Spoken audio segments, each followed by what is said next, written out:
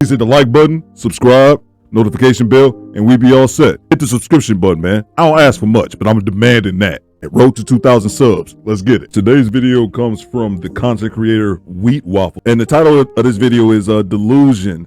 8 reasons why ugly women think this. Oh yeah, and go ahead and subscribe to Wheat Waffles. Go ahead and check him out as well. I'd rather a 10. Yeah. And you don't understand. Well, I'm a 10. I go to school, I go to work, and I have a great personality, and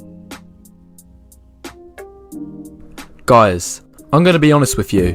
Nowadays, it seems that all women, regardless of their own attractiveness, I'd rather a 10. Yeah. And you don't understand. Well, I'm a 10. I go to school, I go to work, and I have a great personality, and How does you going to school and going to work make you a 10? Makes you a functioning adult.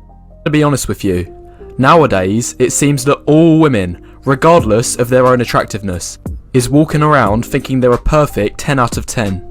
All forms of modesty and simple common sense have gone straight out the window, and it seems all women are walking around with a chip on their shoulder thinking they're God's gift to mankind. I know. Well guys, in this video I'm going to be outlining the 8 reasons, yeah you heard that right, 8 reasons, for why the rate of attractiveness inflation is going through the roof, or in simple words, why every woman now thinks in 2021 she's a perfect 10. I'm actually fascinated to know this, so let's get to it. And this should be by far the biggest reason. Simping. Oh yeah. Now, the thing with simping is that a lot of people mistake for it only going in one direction. They think it only goes from the bottom up.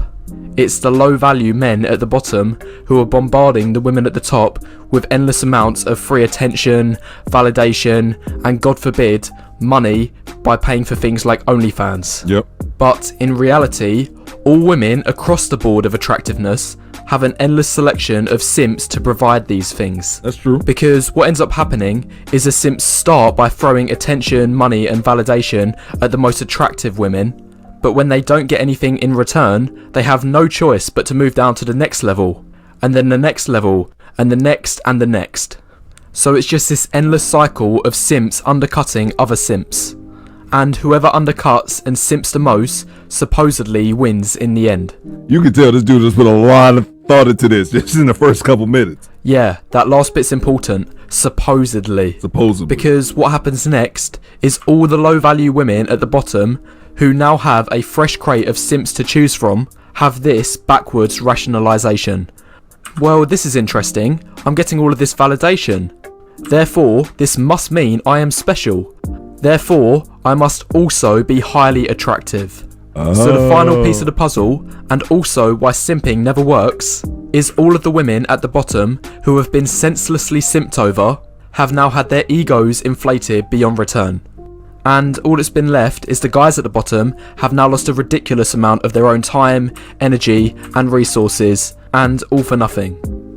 Now, the last point I'm going to make on this before I move on to the next reason is this is exactly why I have zero sympathy for simps. No, I don't either. Because the only impact that simps have on the dating market is inflating women's egos, which in turn messes up the system and spoils it for anyone else who actually had a chance. I just don't feel any sympathy for simps because you put yourself in that position. I don't feel bad for people who put themselves in terrible positions and therefore have terrible outcomes. And they're shocked by their outcomes. So I don't really feel sympathy for you, buddy. Anyway, now moving on to point number 2 for why women overestimate their worth. Women equating their hookup options to their actual value. The crazy thing about the manosphere, I guess, is how old you are when you discover it. Me, I was about, 37 or so. So a lot of the stuff on the manosphere I already knew, and I already knew from trial and error, from just being in relationships with women. But one of the things that I learned, and I learned many things, but one of the things I did learn that surprised me was the amount of women who can't differentiate someone who wants to bend you over and somebody who wants to put a ring on it. Or women thinking just because dudes want to sleep with them that means anything. Now, because of the nature of the current dating market, just about every average woman, and in fact even some below average women, have access to regular intimacy and hookups from the guys at the top. Chad is shared between everyone. Now, what this means is the women in the middle end up thinking this: well, I can hook up easily with Chad. However, Chad doesn't want to commit. Therefore, all I need to do is just find one that will commit. So back to the dating market, all the average women end up wasting time chasing and trying to pin down the chads, and they string along and friend zone all of the guys they're actually on the same level with, the ones who would have given an equal relationship. But instead, the women's attention is all focused on the top 10 to 15% of guys who they are able to hook up with, but not willing to give their commitment. Women, just because you can hook up with someone doesn't mean you're on their level, and certainly doesn't mean you can get commitment from them either. Moving on to point number 3, acceptance of unattractiveness. And this does not apply to men, it's almost exclusively for women. And this is mostly the result of feminism. Now, this idea in the last 10 years has pretty much stepped in and said all women, irrespective of their own attractiveness, are all deserving of a perfect 10. Yeah. This belief system has tried to force down society's throat that all women, of all shapes and sizes, are all attractive in their own unique way. Yep. It is seen as grossly inappropriate to highlight the flaws in a woman's beauty. And I've said that before in my videos, that not only do a lot of average women think that they're a lot hotter than they actually are, but a lot of them feel that for no more mere reason than the fact that they're women, that they shouldn't have points taken away for things like having children, not having multiple children by multiple different men, being overweight. A lot of the women don't think that any of those things should take away points. Even if said flaws pose a huge risk to their physical health and can greatly reduce their life expectancy. Therefore, they are instead celebrated. And I've talked about this in my previous videos. I'll say again, try typing the words plus size into Google. There will not be one man in sight. In fact, I could bet money that you'd be scrolling for longer than the length of this video in order to just find one single man. Moving on to point number 4, the media promoting delusion. Anyway, carrying on with the video, media promoting delusion. Now, about 5 years ago, there was this film that came out called 50 Shades of Grey. And in fact, the book that it was based on was one of the highest grossing of the decade. And if you've not heard of this film or the book before, it's basically about this billionaire Chad who goes for and ends up in a relationship with some fairly average woman. A similar storyline I've heard of both the book and the movie. I just would never watch it. I never knew what it was about. Happens in other movies and TV shows, such as the highly acclaimed Sex and the City. This series, too, showed women, despite being in their 30s and 40s, still being able to pin down and get commitment from Chads. Now I know, as a dude who's never watched any of that stuff, even back in the day when this kind of stuff was on, now I understand why it was so popular. It's selling fantasies.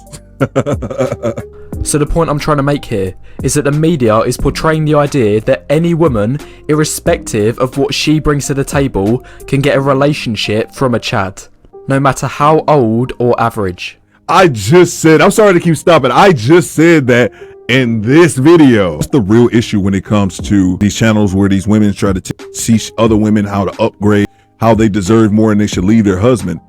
They always make it seem like the dating market is oh so sweet. They're the same version of themselves now at 30 and 35 with 2 kids that they were when they were 20 and childless. Like they're just going to be able to ditch their husband and snatch up a millionaire like that. They're selling a dream, man. Now moving on to point number 5, ego. Now, I didn't know just how big of a reason this was until I came across this scientific study titled Resisting Connection Following Social Exclusion. Now, this study attempted to see how a woman would react when first being approached by an attractive man and then afterwards being approached by a less attractive man. The results were as followed. When the attractive man accepted the woman was also very likely to accept the less attractive man. In fact, he was accepted an average of 80%. Now, this isn't surprising, because after she gets accepted by the attractive man, she's probably feeling quite good about herself, and she's got nothing to lose by accepting the less attractive man, so she also gives him a pass. However, for the second part of the study, when the woman gets first rejected by the attractive man, they found she was then much less likely to accept the less attractive man's advances. In fact, his acceptance rate dropped from 80% to a staggering 24%. I got hurt, so now I'm gonna hurt you. That's nearly a 4 times drop. And the reason for this is because after the first rejection, She probably felt violated and had taken a huge blow to her self-esteem. So to recover and attempt to regain some of her self-worth, she lashes out on the less attractive guy by rejecting him. Now, I found this study very interesting because it shares such close parallels to the current dynamics of the dating market. Because think about online dating, and for those who don't know how the Tinder algorithm works, the most popular profiles are shown first. So these are shown at the top of the card stack, and are the first profiles a woman will see after logging on. Meanwhile, the less attractive profiles are shown last. Therefore, if an average or below average woman gets mostly negative responses from the popular profiles, the attractive ones, then the study shows the woman getting butthurt from this will result in her lashing out on the lower ranked profiles. And she will do this in order to rebuild some of her self-respect. Point number 6, a woman and her blue-pilled friends inflating her ego. I've talked about this as well, just women just lying to each other. Now, the two screenshots showed on either side of the screen are typical of the comments a woman will expect to see on her Instagram profile. So of course we have a couple simps giving her free validation, and I have checked their profiles and they are actually guys. But what's arguably more concerning is her and all of her female friends blowing smoke up one another.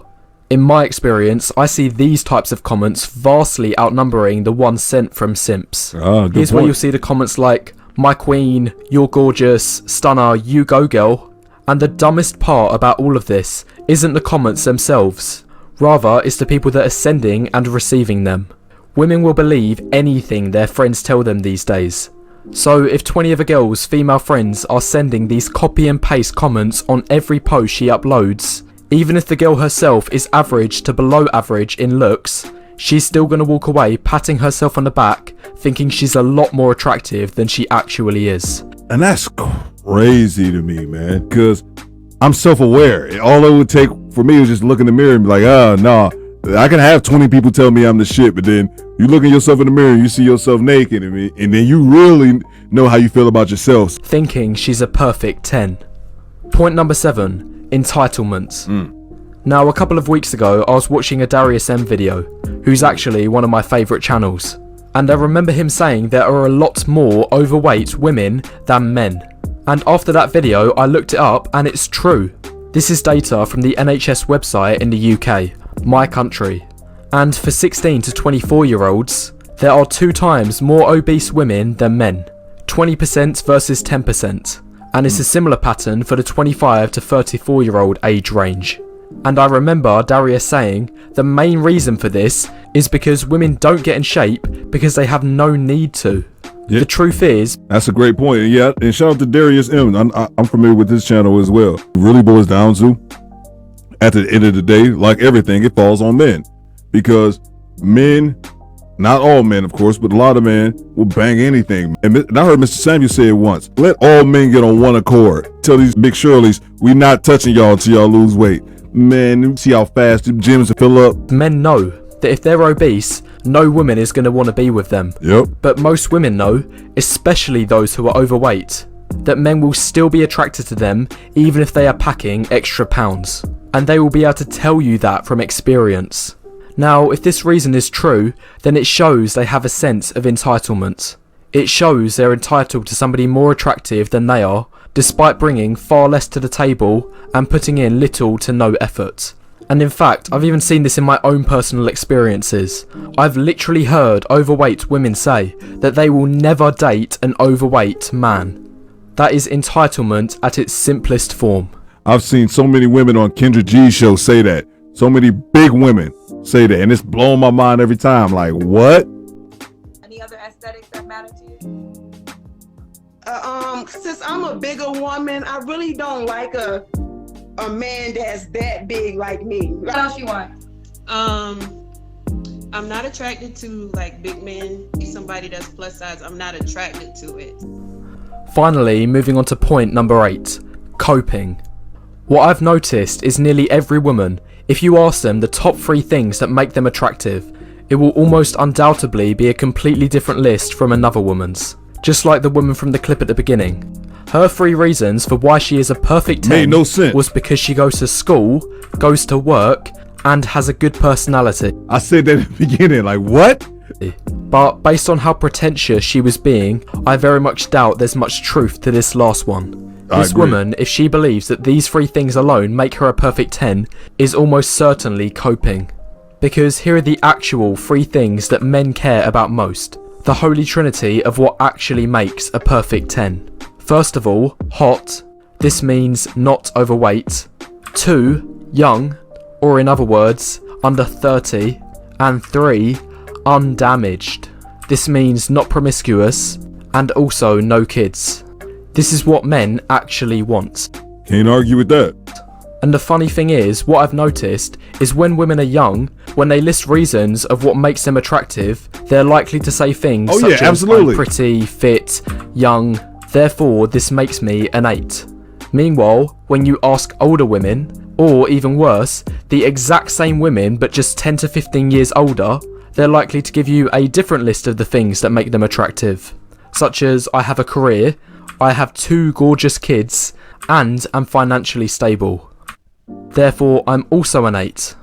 This is also coping.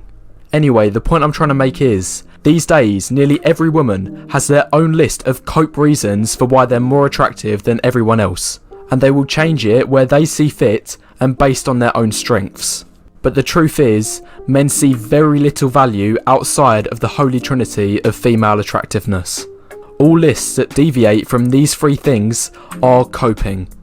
Anyway guys, that's it for my 8 reasons for why most women massively overestimate their own attractiveness. I guess one of the reasons I always thought that a lot of women overvalued themselves, assumed it was just simps, social media apps, and dating apps specifically, like Instagram. Because one thing I've noticed, man, you'll go on IG, the amount of big girls have 100,000 followers, 200,000 followers. Like, don't get it twisted. There's some women on IG that's just beautiful. It's an endless list of beautiful women on Instagram. But my whole point is that you would be surprised, and I know I was shocked to find out, you'll find women who just, they might have big boobs or like they're average looking, but they'll have 50,000 followers, 100,000 followers, like legitimately large following for women who are below average. So I always assumed that was just the simping. And simps don't get respect, obviously. But I like this breakdown how each item he had listed off and his evidence to back it up. So you guys let me know what you think. What the hell do I know? I'm just a pothead talking on YouTube. Theo Coop. Call me bitches. Do better.